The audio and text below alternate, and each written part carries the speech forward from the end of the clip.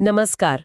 आज हम भारतीय नागरिक सुरक्षा संहिता 2023 यानी BNSS पर बात करने वाले हैं। जी। ये 1 जुलाई 2024 से लागू हो गया है और इसने पुराने CRPC जो 1973 का था उसे रिप्लेस किया है। हाँ, काफी बड़ा बदलाव है ये। और जो हमारे पास जानकारी है उसके हिसाब से ये इंडिया पोस्ट के अधिकारियों के लिए खास तौर पर अहम है, मतलब फील्ड ऑपरेशंस, जांच वगैरह के लिहाज से। बिल्कुल। तो आज का हमारा मकसद है इस नए कानून के उन हिस्सों को समझना जिनका सीधा असर इंडिया पोस्ट पर पड़ेगा। सही कहा। और ये सिर्फ कानून बदलना नहीं है, असल में प्रक्रियाओं को मॉडर्न बनाना भी एक लक्ष्य है। हाँ, वो तो है, खासकर तकनीक के इस्तेमाल के साथ। बिल्कुल, तकनीक का रोल अब काफी बढ़ गया है इसमें। तो तकनीक की बात करें तो ये ऑडियो वीडियो इलेक्ट्रॉनिक माध्यम और इलेक्ट्रॉनिक संचार, ये नई परिभाषाएं आई हैं। सुनने में शायद छोटी लगे पर इनका मतलब गहरा है। हाँ बिल्कुल। जैसे धारा 64 को ही लें, अब सम्मन जो है वो सिर्फ हाथ में जाकर देने की जरूरत नहीं। अच्छा, उसे इलेक्ट्रॉनिक तरीकों से भी भेजा जा सकता है, मतलब वीडियो कॉन्फ्रेंसिंग से, ईमेल से।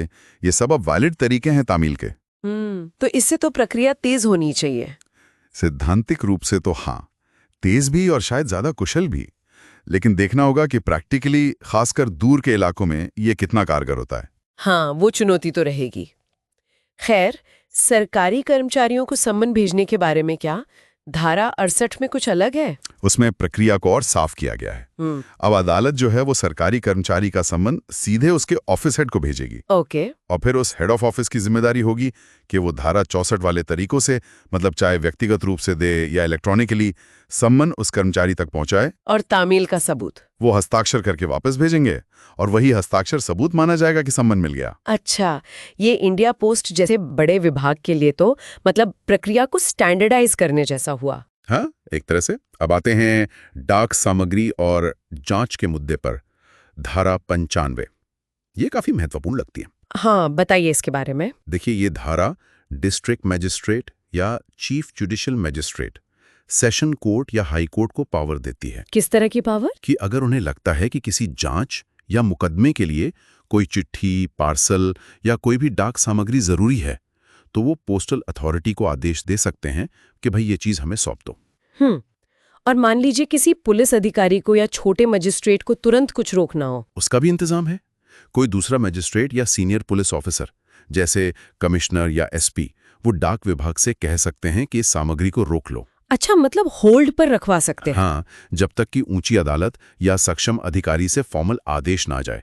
यहाँ डाक विभाग के लिए एक बैलेंस बनाने वाली बात है, कानूनी जरूरत और ग्राहक की प्राइवेसी के बीच। ये तो है, काफी नाजुक मामला हो सकता है। अच्छा, अब अपराधों की सूचना और संपत्ति पर आते हैं। धारा 173 में क्या खास है? धारा 173 ये कहती है कि जो संज्ञेय अपराध हैं, मतलब वो सीरियस वाले जिनमें पुलिस बिना वारंट के अरेस्ट कर सकती है, हाँ? उनकी सूचना अब सिर्फ मौखिक नहीं, इलेक्ट्रॉनिक रूप से भी दी जा सकती है। और जिसने सूचना दी है उसे रिपोर्ट की कॉपी मुफ्त में मिलेगी। ये तो अच्छी बात है। और जांच प्रक्रिया में कुछ नया? हाँ, एक चीज है, अगर अपराध ऐसा है जिसमें सजा 3 से 7 साल के बीच है, तो पुलिस सीधे FIR करने से पहले एक शुरुआती जांच कर सकती है। ओ, मतलब प्रिलिमिनरी इंक्वायरी? बिल्कुल, 14 दिनों तक की।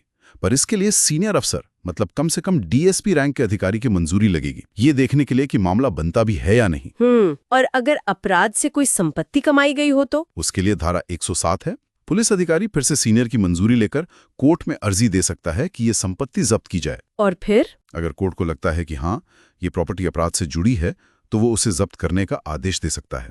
और कंफर्म होने के बाद डिस्ट्रिक्ट मजिस्ट्रेट को कहा जाएगा कि 60 दिन के अंदर इसे पीड़ितों में बांट दें। अच्छा, अब मुआवजे की बात। मान लीजिए किसी अपराध से इंडिया पोस्ट को ही कोई माली नुकसान हुआ हो, तो क्या विभाग उसकी भरपाई करवा सकता है? हाँ बिल्कुल, इसके लिए धारा 395 है। ये पुराने CRPC की धारा 357 जैसी ही है ज्यादातर। तो इसमें क्या है? इसमें कोर्ट दोषी व्यक्ति को आदेश दे सकता है कि वो पीड़ित को या फिर उस विभाग को मुआवजा दे जिसे अपराध की वजह से सीधा सीधा आर्थिक नुकसान हुआ है। हमारे सोर्स मटेरियल में पोस्टल मैनुअल वॉल्यूम 2 के नियम 147 का भी जिक्र था। हाँ, वो शायद इसी तरह की स्थितियों से जुड़ा होगा जहां विभागीय नुकसान होता है। तो ये विभागों के लिए एक अहम प्रावधान है अपने नुकसान की भरपाई के लिए। निश्चित रूप से। तो कुल मिलाकर देखें तो ये जो BNSS 2023 है, ये इंडिया पोस्ट के लिए कानूनी प्रक्रियाओं में, चाहे वो सम्मन हो, रिकॉर्ड देना हो या जांच में मदद करना हो, इसमें काफी स्पष्टता ला रहा है।